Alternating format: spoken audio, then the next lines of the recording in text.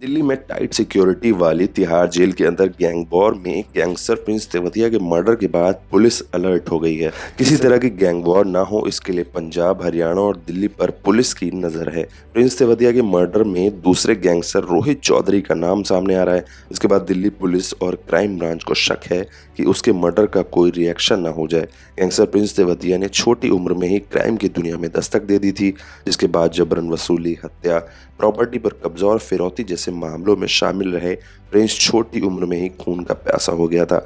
उसने अपराध की पहली सीढ़ी एक युवक की हत्या करके पार की थी। हत्या भी सिर्फ इसलिए कर दी थी क्योंकि युवक ने अपने पिता को थप्पड़ जड़ दिया और प्रिंस को ये नागवार गुजरा। इसके कुछ दिन बाद प्रिंस के सिर पर इस कदर खून सवार हुआ कि उसने सरेराह युवक का कत्ल कर दिया। दरअसल कानपुर का रहने वाला प्रिंस बचपन से ही शरारती किस्म का रहा है। उसके पिता दिल्ली डेवलपमेंट अथॉरिटी से रिटायर्ड हैं। माता पिता के अलावा परिवार में एक भाई और एक बहन है। 30 साल के प्रिंस तेवतिया का पढ़ाई से शुरू से ही मोह भंग रहा है, जिसके चलते उसने 10वीं में ही पढ़ाई छोड़ दी और क्राइम की दुनिया पर चल पड़ा।